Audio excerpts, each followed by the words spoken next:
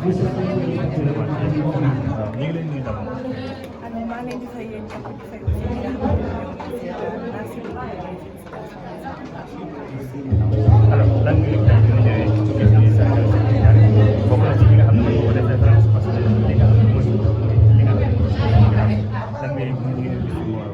alors dama kontaan parce que feu Cheikh Tidiane Diop vraiment super visionnaire, c'est un fondateur de Daaray Kocc qui est vraiment légendaire. Donc du coup inchallah que puisse son œuvre être perpétuée par une génération bi nga xamante ni ñoo ñëw di topp seen tànk di ko def ba ñuy influencé. macha allah yaa ngi gën a fàttali ñoom bokk ci li nga xam ne ñoom ñëpp ay ñu teg ci li nga xam ne acte bi nga xam ne yaa ngi koy def lan la doon la wala ngay tey fàttali ba nga xam ne tey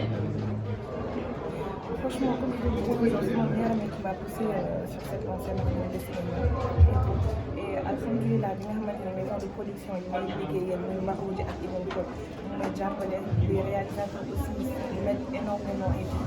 Ñu may wax li bëgg ma def leen ko et j'essaie de toujours me donner à fond. Donc du coup, c'est juste ça. Aussi maa ngi remercier fans yi nga xamante ne ñoo ñuy seetaan et en même temps c'est grâce à eux aussi que je me suis suivie. ñu def tey meilleure actrice de l'année lan la lay def. Ça me fait plaisir, ça me fait chaud au cœur, c'est aussi une très très grande fierté. Et maa ngi remercier waa Daaray Kocc bu baax a baax.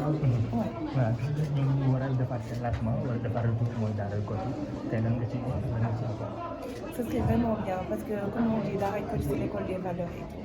Donc c'est vraiment une référence en termes de théâtre, cinéma aussi. Donc dañ ciy kontaan ñu ngi leen di kontaan ci rek. kan ci biir fan bi ñu tudd apporté li nga xam ne tey moom bu ñu tuddee moom bi nga xam ne ñu koy def ci cinématographie maanaam tey lan la ñuy ci loolu. Tu peux répéter la question s'il te plaît. maanaam qualité bi nga xam ne fan bi ñu ngi koy dégager vers les écrans ak li nga xam ne dañuy déglu à chaque fois gis nañu ci loo xam ne da nga koy dox à part sa liggéey. Je pense que c'est le plus important parce que liggéey moom comme on dit jaamu yàlla la donc quand il s'agit de bosser ça je bosse et tout ça et j'essaie de faire le maximum pour faire plaisir à ñi nga xamante ne ñoom ñoo seetaan. lan ngay wax Sénégalais yi ak fans yi nga xam dañ laa bëgg.